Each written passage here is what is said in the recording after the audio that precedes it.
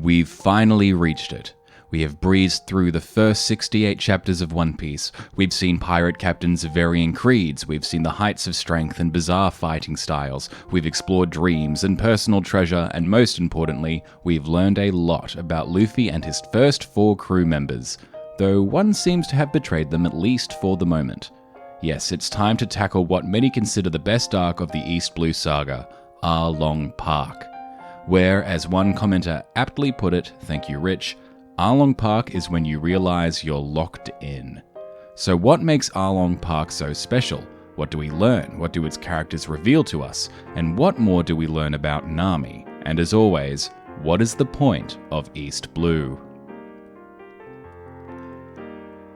I think it's best to start, as we often do, with the opening chapter. And what a first chapter it is, jam-packed with things we're going to explore. First, we get introduced to the concept of the 7 Warlords of the Sea, pirates who are, in essence, government-sanctioned in return for a cut of their loot, Mihawk being one of them, and we saw just how strong he was in the last arc.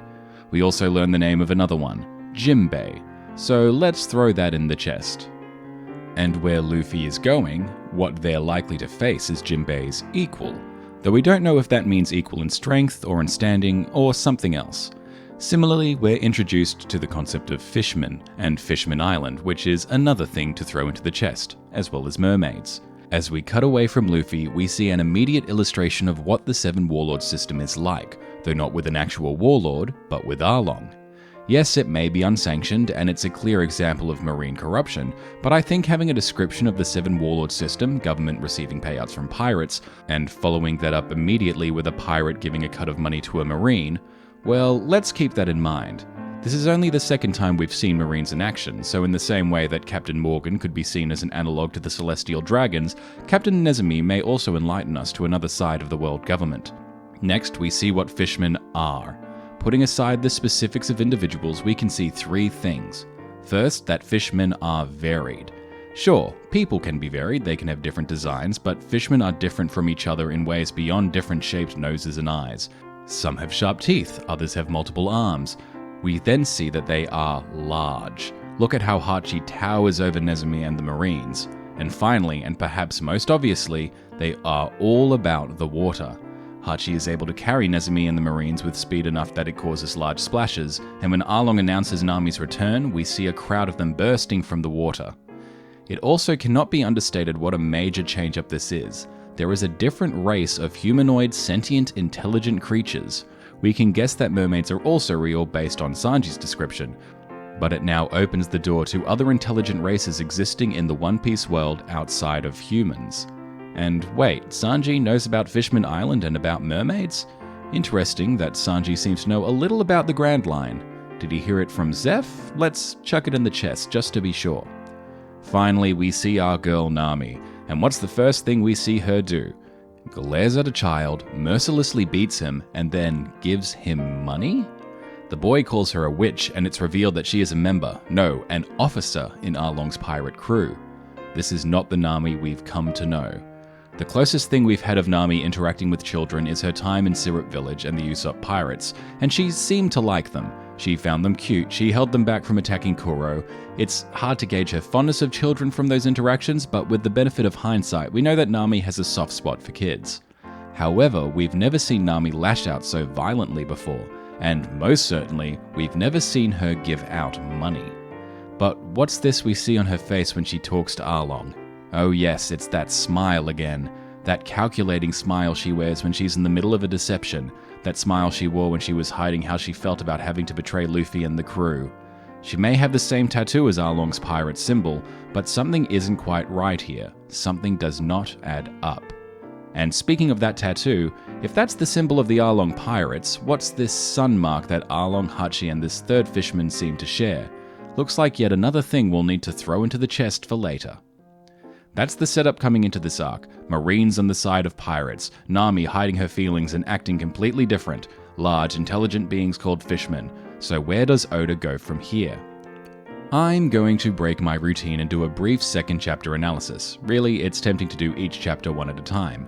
With chapter 1, we find the baseline, and in chapter 2, we raise the stakes. We establish that Zoro is understandably still wounded from his encounter with Mihawk, and then he gets taken to Arlong Park after Usopp and Johnny tie him up. Johnny and Usopp also get split up. We see that the Mary is moored at a place called Cocoa Village, though Usopp and Zoro are unable to stop there due to a trio of fishmen standing guard. This tells us that the island's ports are watched by fishmen, that this island is quintessentially locked down by Arlong's crew. We then see the aftermath of an attack by Arlong's crew. It's an absurd visual, but the houses have literally been torn from their foundations and placed on their roofs. We've been told that fishmen are strong, but this is a great visual showing that. We also meet Nami's stepsister, Nojiko. Through her, we start to piece together that no, we have not been deceived by Nami this entire manga, if Nami's crying last arc wasn't proof enough of that. Although the boy we saw getting beaten in the last chapter by Nami hates her, Nojiko contextualizes that her harsh response saved the boy's life, in the same way that Nojiko knocked out Usopp to save his.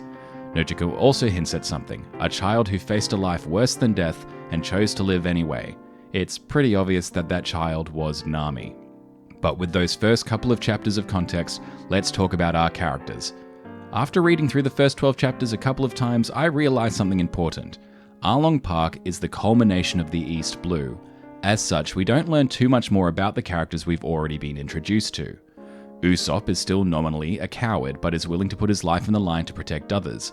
Just like in Syrup Village, he shows remarkable bravery. He stops running to protect a woman and a child, and again, just like in Syrup Village, though his legs are trembling in fear, he provokes Arlong to protect Genzo. When captured, he uses his wit, storytelling, and acting to think on his feet and protect himself. It's good to get confirmation that Usopp's bravery wasn't just in order to protect the village of his birth, but also complete strangers. But aside from the relatively minor revelation, this is all Usopp that we shouldn't be surprised about. The main change about Usopp is... has his nose gotten longer and more cylindrical? Sanji too. Last arc we learned how his philosophy as a chef means that he will feed the hungry regardless of who they are, and then beat them up after. We see this extends to animals as well, even a potentially hungry giant sea cow. Just like how Sanji kicked Patty out of the way to feed Krieg, he kicks Luffy and Yosaku to feed Mumu, thinking that it may be injured and hungry, also showing his kind and compassionate side. When it comes to women, it's another extension. Rather than just treating women kindly and showing favoritism, we see that he's willing to defend a woman's honor, and that his first reaction is to protect and trust in them. He didn't really get the opportunity last arc to show this side of his infatuation with women, but now we know. One thing we do get introduced to is the Sanji-Zoro Dynamic. It's really only hinted at here, but the core of it seems to be emotions versus... logic's not the right word? Maybe reality? Truth? Sanji obviously is the emotions. He's passionate, he leads with his heart. Zoro is the opposite. He analyzes things coldly, tries to glean the truth as he sees it without being swayed by feelings. It doesn't mean that Zoro is always correct, or that he isn't sometimes swayed by his emotions, but in the grand scheme of things, that's how Zoro analyzes situations. I think this is actually an important enough point that I'm going to throw this handy-dandy panel which sums up the pair quite nicely into the chest. Speaking of Zoro, he's also consistent with what we've known about him so far. He's cool under pressure, he does his best attempting to protect Usopp, even though he's really just trying to find him, and of course he's faithfully fulfilling the wishes of his captain to the best of his ability. Luffy said Nami is their navigator, so Zoro, despite his misgivings, he's promised he'd bring her back. So he tests her, and he tries his best to navigate the situation to fulfill his word to his captain. And as for Luffy, well, we're going to leave him until next part. It's going to be all about him and Arlong. No, it's finally time to talk about who this first half is all about. Let's talk about Nami. Since Nami's introductions, we've learned a lot about her. Her goals, her desires, what she thinks about pirates, her ideology. It's another reason why you can't just start One Piece at Arlong Park. Oda has been carefully building up to this point so that we the readers can understand who Nami is, what she is, and how she is. But now he reveals the full extent of the why Nami is who she is. We understand why Nami acts the way she does, why she refuses to kill, why she'd assist in defending Usopp's village, why she'd kept Luffy and the crew at arm's length, and why she had to betray them. Nami, over the last 8 years, since she was a young girl, has been bearing the weight of the lives of her village. Only her sister knows, as far as Nami is aware, but she's never been able to help her in any material way. Nami has bared the burden of being hated, of betraying anyone she's ever been close with, forced to be subordinate to the person who she hates most, all whilst hiding her emotions from others. As Nojiko said, Nami has faced a life worse than death for 8 long years, knowing that if she slips up at any point, if she gets caught, killed, or runs away, then everyone she's ever cared about will die. So during the first half of this arc, we see Nami being pushed to her absolute mental limits. Just like when we first met her, Nami is using her intelligence to try and navigate her way through the situation without anyone getting killed. It, of course, starts with Zoro.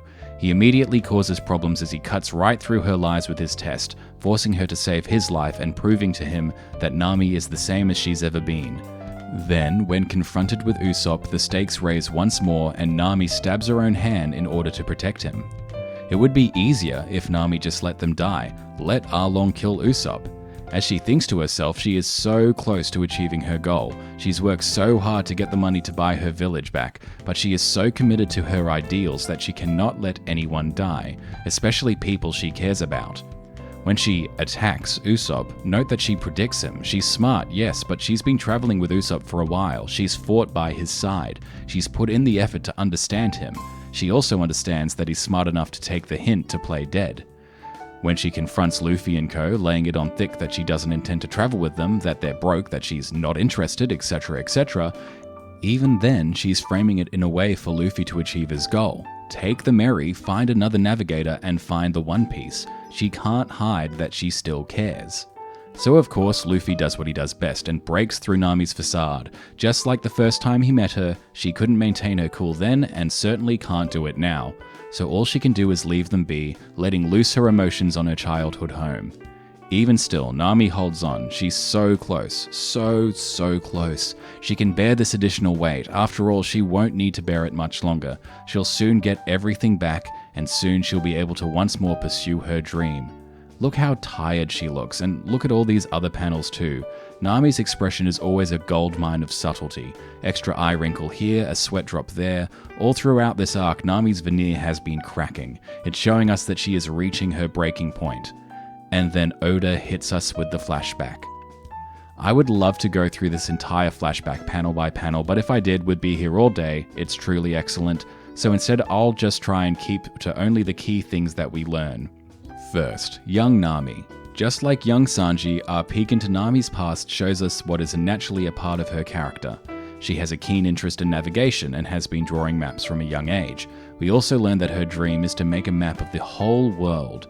We also see that she's had a disposition towards thievery since her younger days, though notably without her modern-day caveat that she only steals from pirates. Though Nami's stealing is framed differently. Rather than stealing in order to acquire wealth to buy her village, Nami steals because, in her mind, it's the way she can get things without being a burden to her mother Belle-Mère. It's an overlooked part of Nami's character, but it's important to remember that this flashback tells us that Nami has been brought up in relative poverty. Her clothes are hand-me-downs. Belle-Mère doesn't eat much other than tangerines because they can't afford to buy enough food for the three of them. And in the end, it's because they are poor that Nami's mother dies. Although that's skipping a bit too far ahead. But yes, Nami resents the fact that they are poor, not because she doesn't love Belle-Mère, but rather because she does. She sees her existence as a reason that Belle-Mère is poor, that having wealth is associated with being free. Keep that in mind. Then she learns a valuable lesson from Genzo, that the bonds between Nami, Belle-Mère and Nojiko are deeper than blood, that Nami's smile gave Belle-Mère the strength to live on. Genzo firmly establishes the theme of found family. I've gone through this whole series so far without mentioning this core theme of One Piece. The Straw Hat Crew are a disparate group of weirdos who have found each other and trust each other, that their bonds are deeper than that of a family. It's here where it's mentioned explicitly for the first time, and it's in relation to Nami. Nami knows the strength and importance of a found family. She's grown up in one all of her life. Then, mere moments after this revelation, it all gets taken away. Let's talk Belle-Mère, Nami's mother, an example of a morally upright marine, though a little rough around the edges. Actually, you know what? Throw the fact that Nami's mother is a marine into the chest. It's through her we can see more of the traits that Nami exhibits, 8 years on. How she acts flirtatious to get the things that she wants, her tough-as-nails attitude, the fact that she hits people in oddly violent outbursts. Then there are the lessons that Belle-Mère has taught her about being strong, keeping on through the hard times because the happy times will surely come, and the importance of laughter. When Belle-Mère confronts Arlong, we see that she isn't just talk, that her family, her found family, is more important to her than her life. She refuses to deny that Nami and Nojiko are her daughters. Even when Nami was rejecting her, she shows her daughters that she'll never reject them. Even with her arm crushed, broken and bloody, she lifts it up to wrap it around Nami. Then, defiantly, with her arms crossed, gun to her head, knowing she's moments from death, she says her last words. 大好き. There's a lesson that Belle-Mère tries to teach Nami here, that money doesn't matter, wealth doesn't matter, that to her the only thing that mattered was the well-being of Nami and Nojiko. But a young Nami learns a different one instead. If they had money, they could still be a family. If they had money, Belle-Mère would still be alive. And then this poor young girl who just saw her mother die in front of her cries out to stop the rest of the village from being hurt. She's already burdened Belle-Mère, already cost her life. No one else should get hurt because of her. As she's taken to Arlong and the villagers prepare to storm in to rescue her, willing to sacrifice their lives in order to save this one little girl, she stops them. She makes a deal with the devil. If money can save the people she cares about, then she'll make money. She'll make as much as she has to. She will bear the shame. It doesn't matter if people look down on her decision. Being good, being poor, means that people will die. When we first met Nami back in Orange Town, we examined the difference in her apparent greed versus Buggy's. We could tell that it was different because Nami understood personal treasure, but now we finally have our answer. Buggy's greed was for greed's sake, for amassing personal wealth, and now we have a clear understanding that Nami's greed, her love of money, is not for the sake of having money, but using it as a tool, something that enables her to save others. Money gives her freedom. In the same way a classic shonen protagonist learns a new skill or gets a new weapon to overcome an adversary, Nami uses money to overcome adversity. Because that's what her past has taught her, that some problems can only be solved with money, and without it, well, then you may just lose everything. Throw that one in the chest. So this young girl decides all by herself that she'll live by Belle-Mère's ideals. She'll be strong, she'll keep laughing, she won't cry anymore. And Nojiko echoes that declaration. No one has seen Nami cry, and true to her word, we, the audience, have only seen her cry once, when she was alone. Though coming out of the story of Nami's past, we see Nami smiling. She's anticipating her freedom, the completion of her goal. Just 7 million left. Her suffering, her last 8 years, it's nearly complete. But then it all comes crashing down. The corrupt Marine Captain Nezumi and his faceless subordinates, tipped off by Arlong, confront Nami and attempt to seize her treasure, shooting Nojiko for impeding the search. Nezumi isn't subtle about why he's here, and Nami rushes off to confront Arlong. Filled with fury, she yells at him that he isn't honoring his promise to her, and as Arlong silences her by covering her mouth with his hand, it all finally dawns on Nami.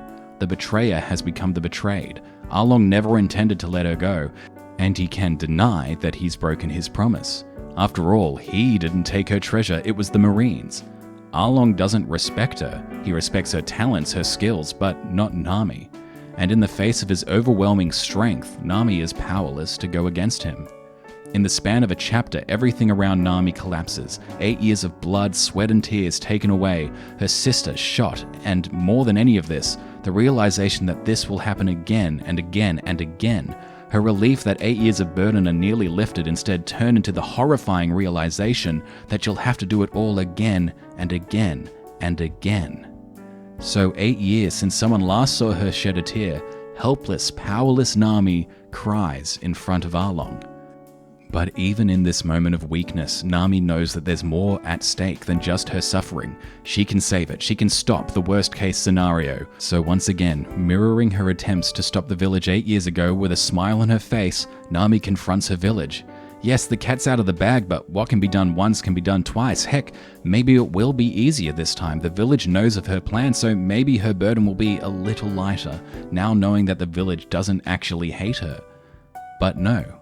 In a tragic twist, what should be Nami's greatest happiness instead turns into what finally breaks her. Nami has been unable to form connections with others, unable to reach out for help, unable to share her burden in the fear that if she did, those around her would suffer.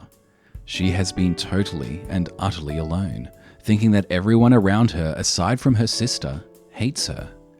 However, in this moment, Nami learns that despite playing the betrayer all of these years, she is trusted. The woman who has been called a witch, a thief, a traitor has been trusted by her village for the last 8 years, so much so that they've put their lives in her hands. And more than just trust, she is loved. They pretended not to trust her, not to love her, because if at any point Nami decided it was all too much, they wanted her to feel as if she could leave them behind. They trust her enough to put their fate in her hands, and love her enough to accept their fate if need be. And now it's not that they've lost trust in Nami, but they care so much for her that they're taking away her choice. They will not let her suffer anymore. They are sacrificing their lives so that Nami can be free. Just as they were about to 8 years ago, Cocoa Village is ready to die to save one little girl. And they're smiling too. They are resolute. They have accepted their fates to die, but as long as Nami can be free, then that is enough. Genzo hugs her, thanks her, and then he, along with the rest of the town, go to face Arlong. Nami has lost everything. The money that she had saved for 8 years, gone. The village she spent 8 years protecting and trying to rescue, marching off to certain death. Every betrayal, every broken relationship, for naught. The person she hates most, who she foolishly thought she could trust to honor their bargain, well, he's betrayed her in a way that he can justify, and she's powerless to push back against him. Nami has failed, and she can do nothing. So she screams impotently, trying to gouge out the mark of the man who has taken everything from her. And Luffy grabs her hand. During the events of the East Blue, Nami has had these moments with Luffy. She was the one to see him help Chocho. She was the only one to witness Luffy and Gaimon. When Zoro and Usopp had run off to save Kaya, Nami was the only one left to see Luffy be furious with Kuro, the only one to see how much Luffy cares about his crew. This moment when Nami is at her lowest, her last 8 years stolen from her, when her village and the people she was determined to save are about to be destroyed, when her wit and intellect have not provided her a way out of this predicament. After 8 years of betrayal, 8 years of lies, 8 years of deception, Luffy appears before her. The barely a captain strange rubber boy that she too ultimately betrayed. Someone she knew for, what, a couple of weeks at best? She really enjoyed her time with him, saw in him a different kind of pirate that blew away all of her expectations, but why would he help her after all she's done? She never said she was part of his crew, even if he insisted on saying that she was. This moment is a culmination of the last 80 chapters. Everything we know about Nami, everything we know about Luffy, all the time the two have spent together. You can't just start One Piece at Arlong Park and expect to understand the depth of what Nami has seen of Luffy, how he's surpassed her expectations of what a pirate is, how fond Nami has become of him. What this arc has been about is that Nami has been alone. Yes, Nojiko and her childhood home have been a brief respite for her, but aside from assisting in hiding the money, Nami has done it all herself. It's too dangerous for anyone else. Arlong is too strong for anyone else. So in a desperate bid to protect even one thing she cares about, Nami pushes away Luffy too. He doesn't know what she's been through. He's got nothing to do with this island. She is a stranger to him. But in her lowest point, with nowhere else to go, Nami does something she's never done before. She asked for help. From the captain she betrayed, she opens herself up to him, shows him her tears, her real emotions, and puts her trust in Luffy, puts in his hands everything she desperately wants to protect, what she's never let herself share with anybody, the burden of her last 8 years. And Luffy has been waiting.